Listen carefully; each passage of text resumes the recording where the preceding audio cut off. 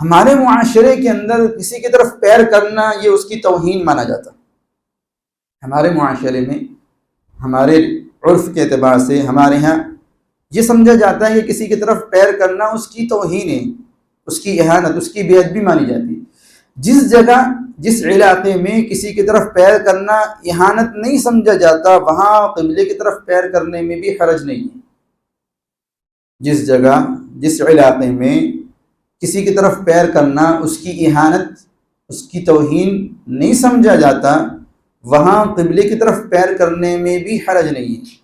اور جہاں کسی کی طرف پیر کرنا، جیسے ہمارے عرف میں، ہمارے رواج میں، ہمارے یہاں ہمارے معاشرے کے اعتبار سے کسی کی طرف پیر کرنا یہ اس کی اہانت ہے یا اس کی تذلیل کر رہا. کسی کو ذلیل کرنے کے لیے انسان اس طریقے کی حرکت کرتا ہے تو قبلے کی طرف پیر بھی نہیں کر سکتے.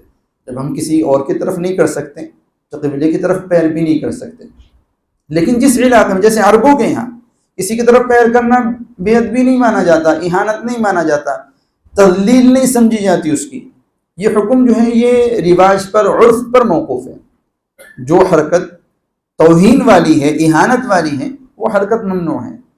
حدیث میں تو آتا ہے کہ جو شخص من تفل تجاہ الکعبہ، جو شخص جو ہے کعبے کی طرف رخ کر کے تھوکے تو کل قیامت کے دن، کیونکہ کسی کی طرف منہ کر کے تھوکنا یہ اس کی توہین ہے، یہ اس کی اہانت ہے.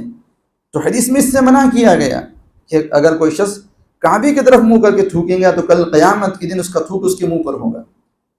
تو ایسے ہی ہمارے ہاں جو ہمارے معاشرے میں پیر کرنا یہ اہانت ہے. اس لیے علماء نے یہ کہا ہے کہ بھئی اگر چت لیٹ کر نماز پڑھ رہا ہے تو پیر موڑ لے، ورنہ حدیث سے تو پیر کرنا ثابت ہے. کیونکہ ان کے عرف میں، عربوں کے عرف کے اندر یہ چیز موجب توہین، موجب اہانت، یہ توہین اور اہانت اور تذلیل کا ذریعہ نہیں سمجھی جاتی.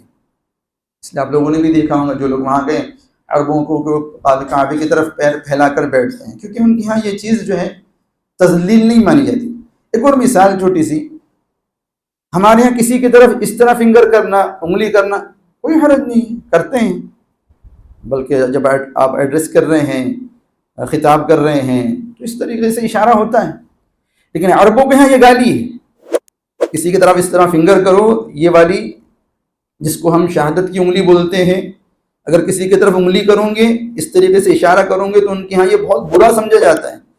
عربوں کی جماعت آتی ہے تو وہاں اس میں اگر مشورے کے اندر بیٹھے ہیں اور رائے اگر دینا ہے کسی کے بارے میں تو اس انداز میں رائے دی جاتی ہے. وہاں کسی کی طرف اشارہ کرنا ہے تو اس انداز میں اشارہ کیا جاتا ہے. اگر آپ اس طریقے سے اشارہ کرو گے کسی عرب کی طرف تو وہ برا مانے گا، وہ اس کو بہت برا سمجھے گا.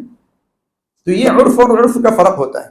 ہمارے ہاں پیر کرنا اہانت ہے، اس لیے اگر چت لیٹ کر نماز پڑھ رہا ہے تو بہتر ہے کہ اپنے پیر موڑ لے.